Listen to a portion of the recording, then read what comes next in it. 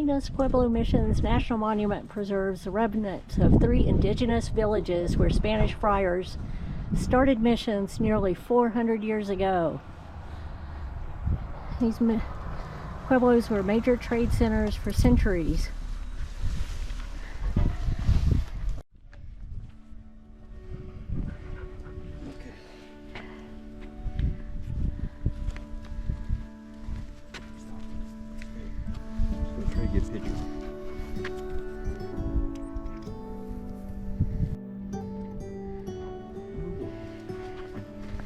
So here we are. Today, only brooding church walls and buried ruins remain of the busy Quarai Pueblo and Franciscus Mission, also called Quarai. I don't know if that's pronounced right. That once prospered here. The trail marked in red below is an easy half-mile round trip. Exhibits tell the story of the way the Tiwas and Spanish priests who lived here 400 years ago. Okay, let's go.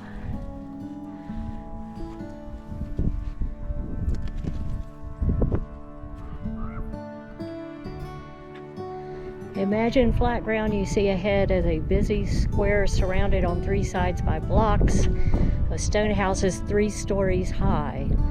Some 600 southern Tiwa people hunted and farmed this area, trading their goods and salt gathered from the nearby lake beds in the plaza of Quarai. The low grass-covered mounds you see are all that remains of the 17th century Tiwa town. The first blocks of houses here built around 1300. Evidence also shows that the town stood empty from around 14 to 1500s. And there was a flurry of new construction shortly before the Spaniards arrived in early 1600s. Wow, that's a nice village. Yeah, and when you look at the map, only these tiny little spots here, yeah, and here is what's excavated. And yeah, so under the mounds. Yeah, like the church is technically Let's go walk through the church. We've been here once before, and I remember this church as blowing me away, so we will check it out.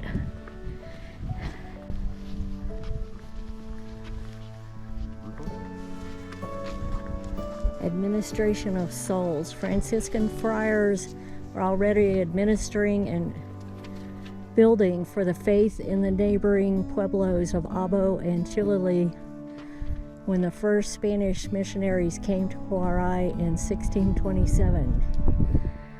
Juan Gutierrez de la Chica arrived with only a cartload of tools and his books. Within 5 years, the Tiwa women under Gutierrez's instruction had built the sandstone and adobe church, convento, and corrals you see here. But conflict between the New Mexico missionaries and the king's men overshadowed the new way of life brought by the friars before the church was even 10 years old. For the next 35 years, the people of Quarai would see more than their fair share of trials and troubles. Wow.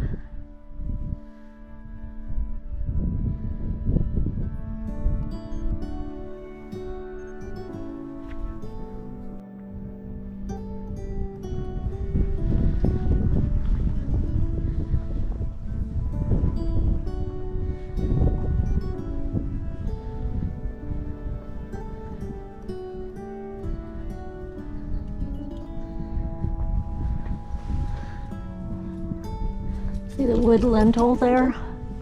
It's in really good shape.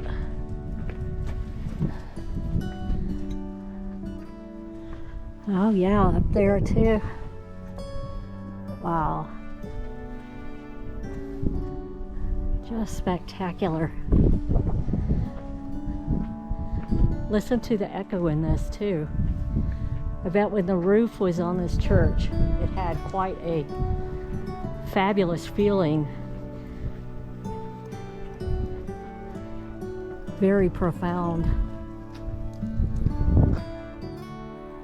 something the Puebloan people had never seen before.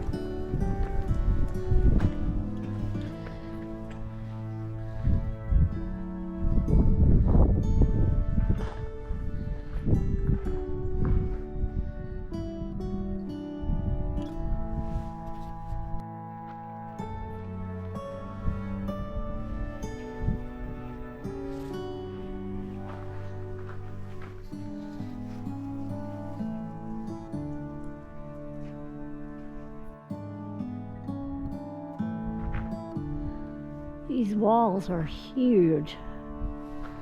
Look at that. Holy cow.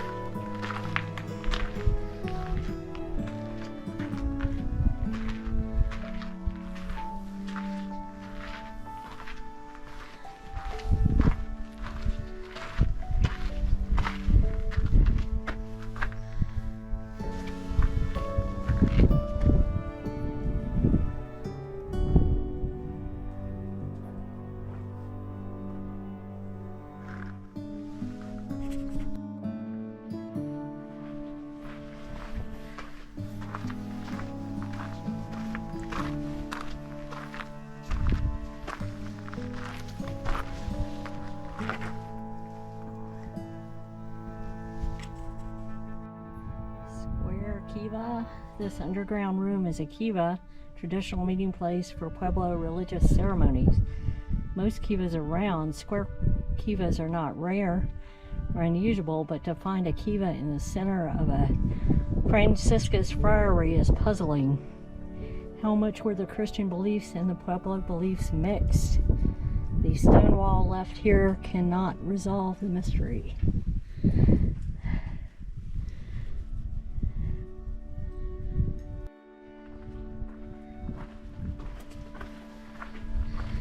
You can get that way too. Go up there. Go up. Go up. Go up there. You can go up there. Any of these. Cool. Open some more rooms. Can you see? Yeah.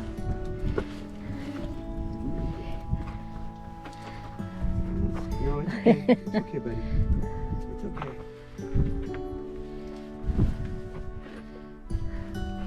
Wow, just beautiful.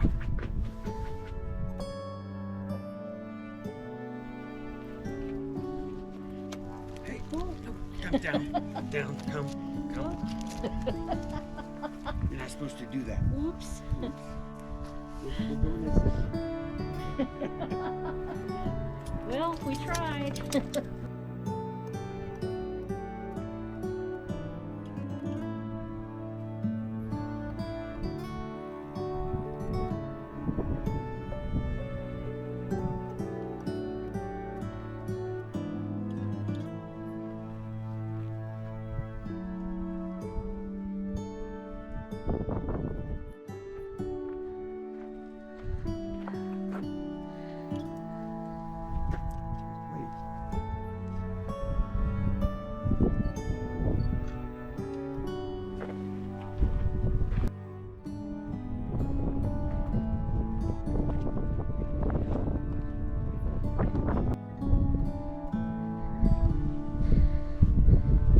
Seat of the Inquisition. Dun dun dun dun.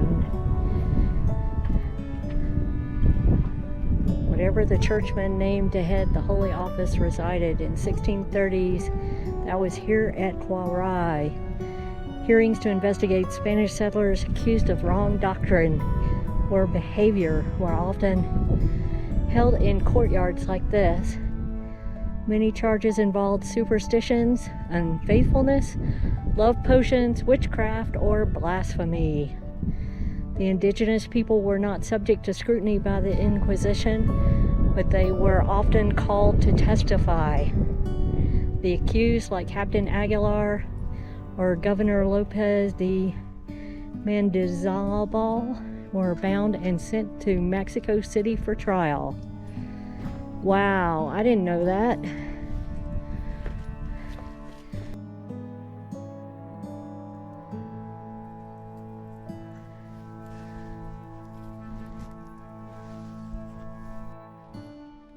Torreon. The streets and plazas of Quarai stood empty for over 140 years. When Hispanic settlers returned to the Salinas district in the early 1800s, they often built a round watchtower called a torreon as part of the fortification protecting their settlement from Apache attacks. Huh.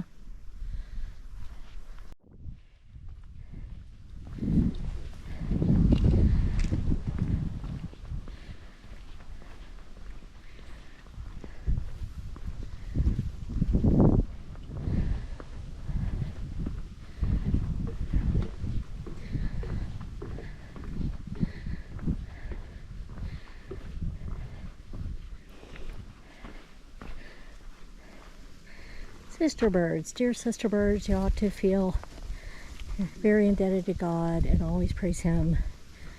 He gives you stream and springs for drinking, some valleys for your refuge, and the high trees, so you can make your nest in them.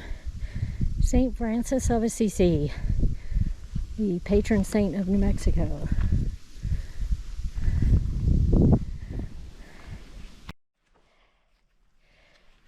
I think Dylan wants to hike.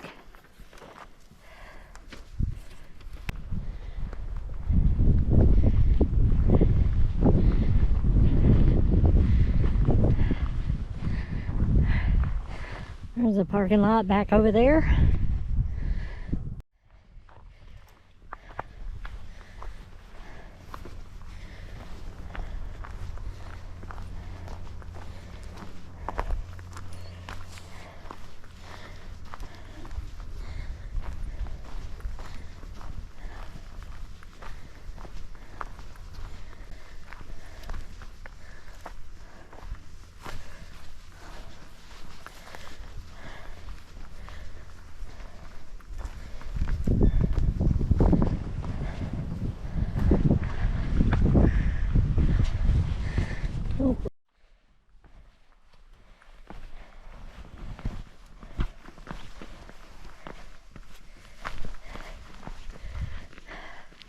Fun trail?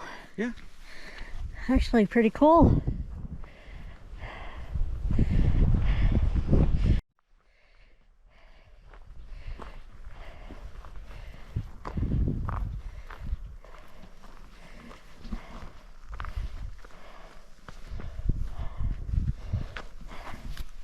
That looks like a cat paw. Maybe a bobcat.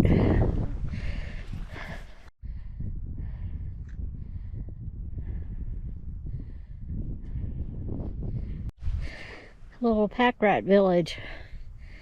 Look at that. He pulled all that cactus in there too.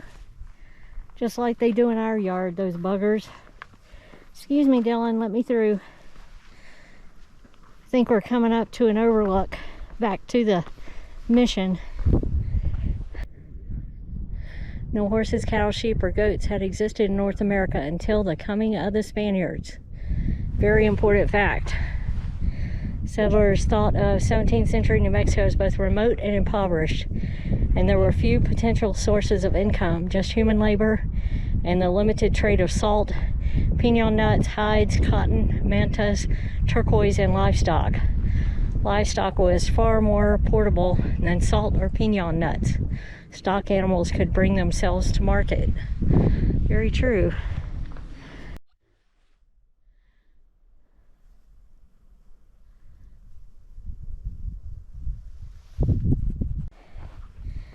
Headed back downhill now. If you come to this Salinas Pueblo to visit, you got to do this hike too. This is beautiful scenery, and it's a pretty easy hike. There's only a couple of areas where you've got to walk on some loose rock.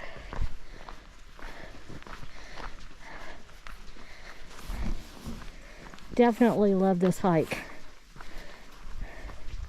Seeing a lot of animal footprints too.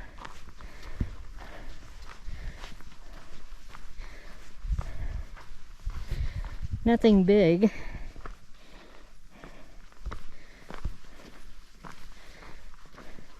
Just a beautiful hike. The sign said it was a 1-mile loop. I think it's going to take us back behind the mission. We'll see where it goes. Well, we're back to the end of the trail. It's a nice big picnic area here under some nice old cottonwoods. Trash cans, picnic tables. Oh, nice hike.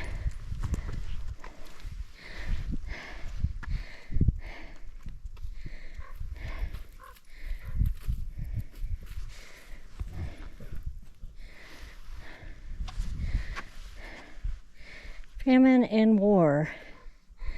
Friar Juan Bernal, April 1st, 1669. For 3 years, no crops have been harvested. Last year, a great many Christian Indians starved, left dead along the roads, in the ravines, and in their huts. Wow. There were towns like Las Humanas, where more than 450 starved. Now the same calamity prevails, for in the whole kingdom there's not a bushel basket of corn nor wheat to be had at any price. Yeah, rough days back then. There wasn't a grocery store right down the road. If you didn't grow it, you didn't eat it.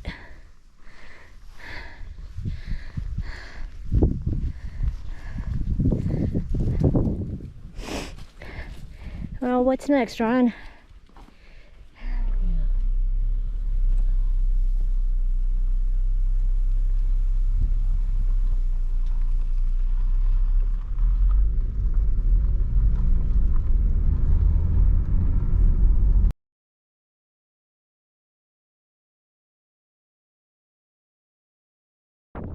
Las Misiones de los Pueblos de Salinas.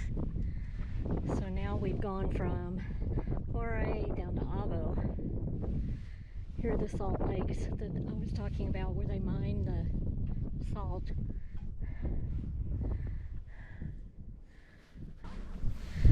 Today, grasses in silence and occasional rattlesnake rain. Once was a thriving town called Abo. Short walk from the stone ruins and low mounds ahead reveals that people lived in this place for over 800 years. Puebloan, Spanish Franciscan priests, and later sheep ranchers.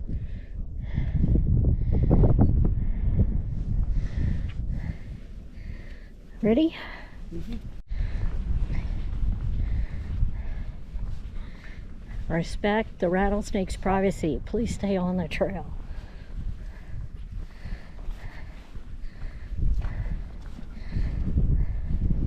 Crossroads. In the 17th century, an ancient trade route that linked the Rio Grande to the Great Plains shared this fragile mountain valley with bustling pueblo full of people who spoke Tompiro.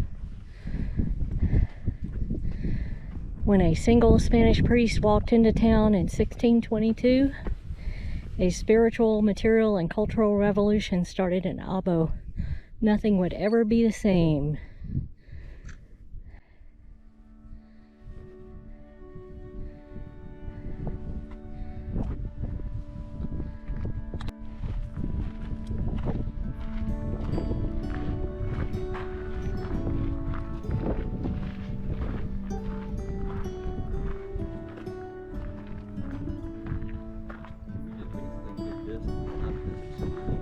Yeah, when we were here several years ago, what was it, maybe 8 years ago, it was so windy, we just kind of walked through quickly, didn't really explore.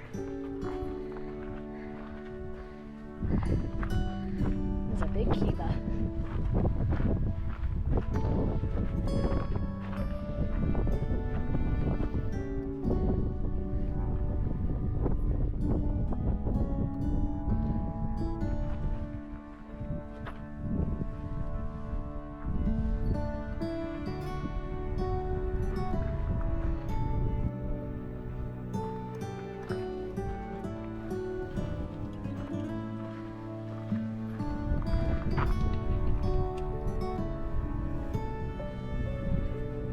Prayers and hymns. For 17th century Catholics, this church nave was the spiritual heart of the mission San Gregorio de Abo.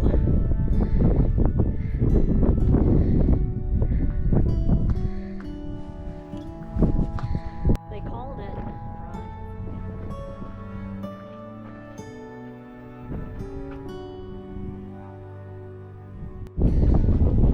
Abo's first priest, Friar Francisco Fonte, supervised the construction of the original San Gregorio de Abo from 1622 to 27.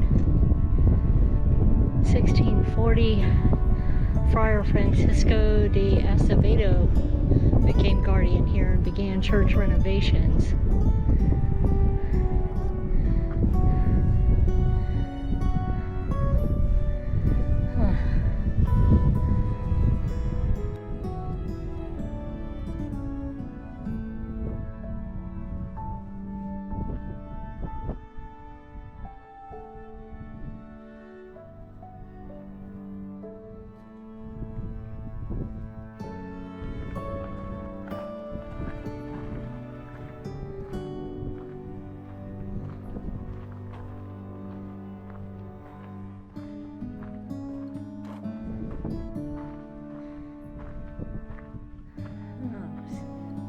Stables, corral, fire cells, kitchen storeroom, kitchen, Sanctuary storerooms, patio, Kiva.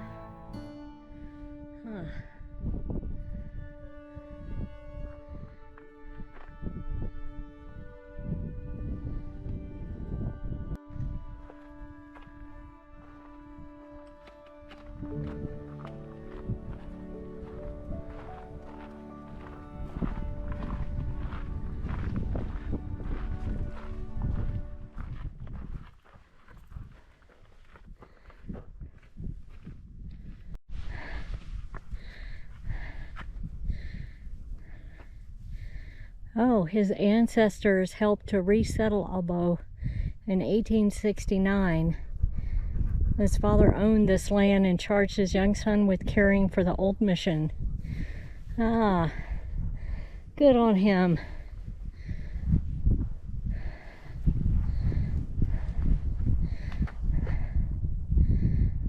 Wow. It's nice that they let him be buried here. Mystery in Ruins. On December 17, 1853, almost 175 years after the Tompiras and Franciscans left, a U.S. Army expedition came upon Abo. Their leader, Major James H. Carleton, wrote, "In the mystery that envelops everything connected with these ruins, there is much food and very interesting speculation.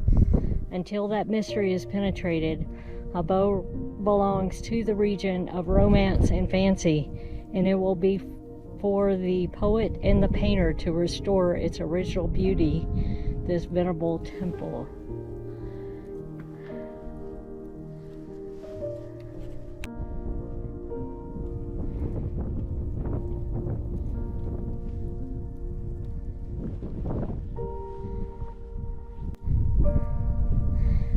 The 1660s were a time of drought, famine, war, disease, and clashing cultures.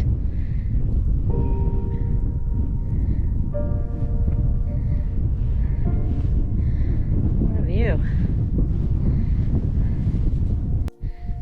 Oh, the pottery created here at Abo's Plaza over 600 years' time reflects the impact of the cultures both to the north and south of the small mountain valley.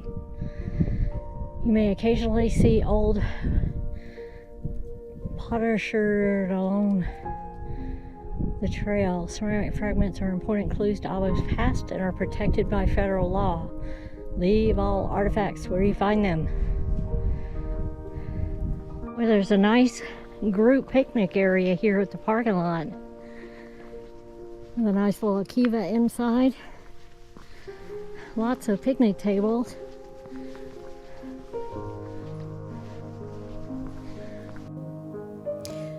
So if you're a history buff and you love learning about the desert Southwest, the ancient cultures and how the cultures clashed from the Native Americans who lived in the area and the Spanish who arrived in the 1600s.